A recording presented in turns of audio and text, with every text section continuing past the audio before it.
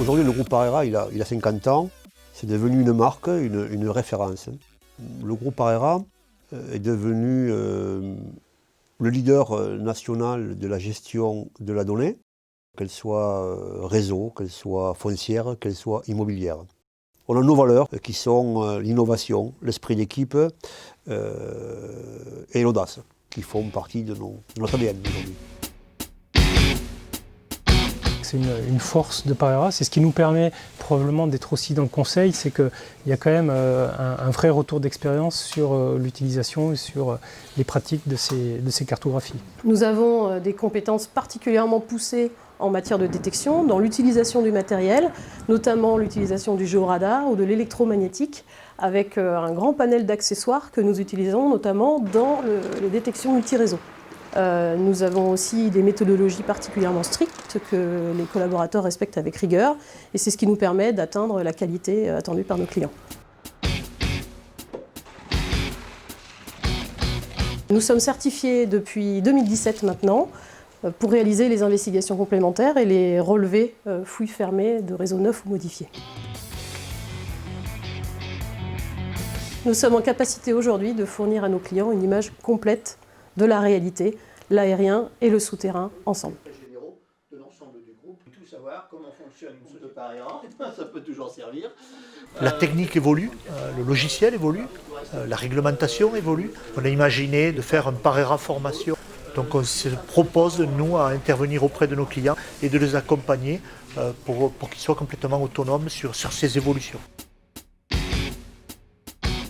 En 2014, on a acquis notre propre lidar terrestre et depuis ces années-là, on participe, mais vraiment de manière très active, à l'utilisation de ces nouvelles technologies pour développer la cartographie massive, la production de cartographie massive avec le mobile mapping.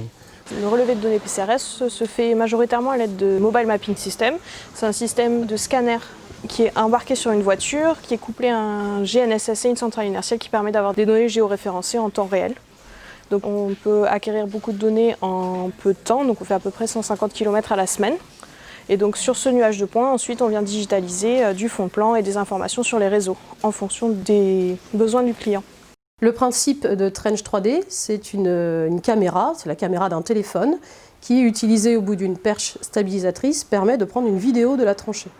Et à l'issue de la vidéo, on fait un traitement à l'aide de points géoréférencés qui nous permettent de repositionner le nuage 3D et de tracer le linéaire de réseau qui est au fond de la tranchée.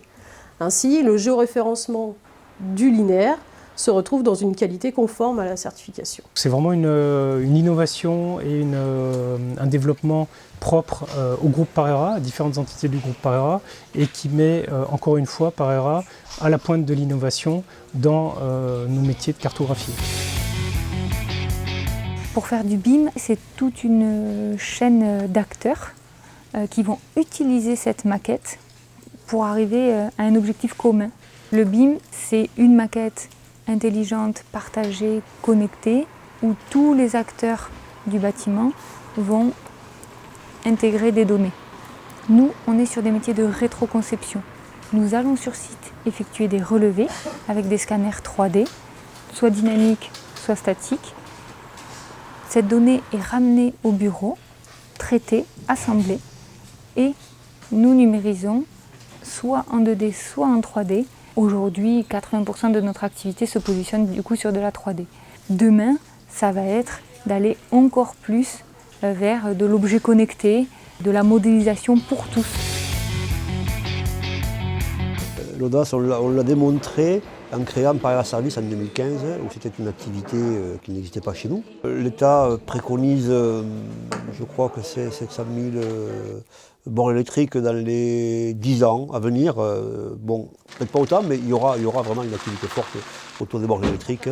Voilà, donc c'est de l'audace, être capable de répondre à ces marchés, plutôt avec la qualité et le délai. La particularité de cette filiale, c'est d'avoir vraiment un pôle de télémarketing très fort avec un accompagnement client sur l'intégralité du projet de A à Z. L'enjeu aujourd'hui, il est de déployer la fibre principalement dans les zones rurales.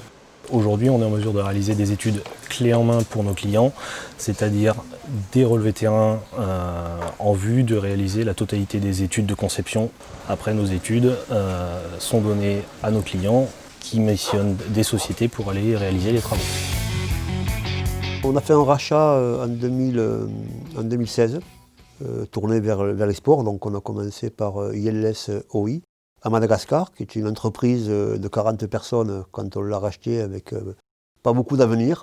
Aujourd'hui, il y a 100 personnes à Madagascar et on a ouvert une agence à Abidjan. Donc on souhaite être une référence aujourd'hui mondiale sur cette fameuse donnée, être en amont et en aval. Donc l'amont par le calcul, l'aval par la maintenance, en passant par la data, la gestion de la data. Voilà, ce qui est une vraie problématique de demain.